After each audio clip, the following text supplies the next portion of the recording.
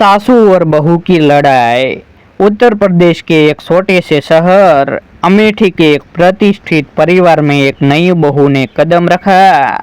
शारदा देवी, जो इस घर की मुखिया थी, अपने बेटे राकेश की शादी के लिए बहुत उत्साहित थी, परंतु भीतर ही भीतर चिंतित भी थी।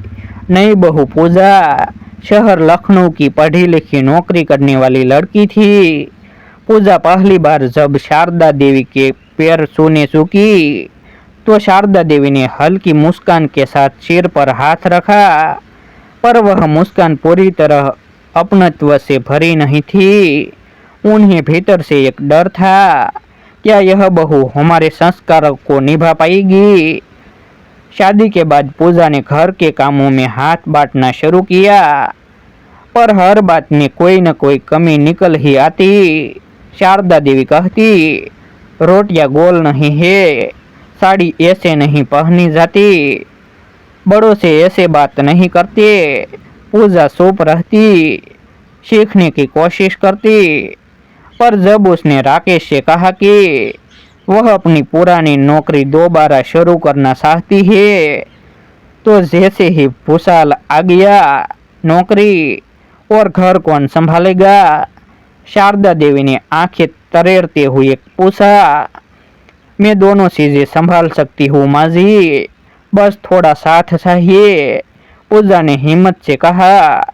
शारदा देवी ने इस बात को अपनी अवहेलना माना। उन्होंने राकेश से भी नाराजगी जताई। घर का माहौल अब तल्ख हो गया था। सुबह की चाय से लेकर रात के खाने तक बहू बेटे और सास के बीच खामोशी छाई रहती। पूजा की आंखों में आंसू तो आते, पर वह अपने सपनों और आत्मसम्मान को छोड़ने को तैयार नहीं थी। राकेश भी समझ नहीं पा रहा था कि माँ की बात माने या पत्नी की भावनाओं को समझे।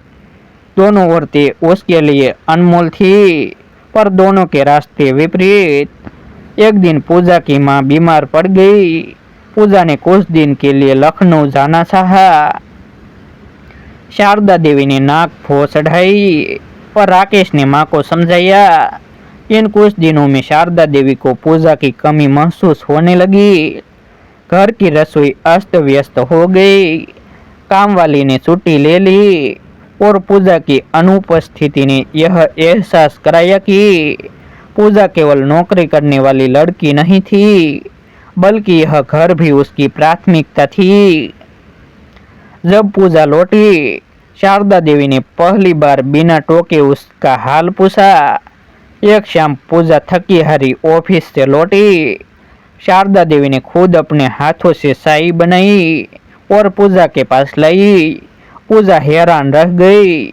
माँ जी, आपने तो इतना सब करती है, क्या मैं तेरे लिए चाय नहीं बना सकती। यह शुरुआत थी एक नए रिश्ते की। अब शारदा देवी पूजा के ऑफिस की बातों में रुचि लेने लगी। कभी उसके लिए टिफिन पैक करती, तो कभी उसकी पसंद का हलवा बना देती। पूजा ने भी सास की दवाइयों का ध्यान रखना, मंदिर की सफाई और उनके प्रिय धारावाहिक साथ बैठकर देखना शुरू किया। एक दिन मोहल्ले की एक महिला ने शारदा देवी से कहा, आपकी बहू बहुत समझदार है, सुना है प्रमोशन भी हुआ है। शारदा देवी के चेहरे पर गर्व की चमक थी। उन्होंने कहा, हाँ, मेरी बेटी जैसी है वो।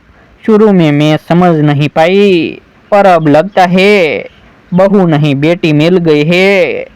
पूजा ने यह सुना तो उसकी आंखें भर आई।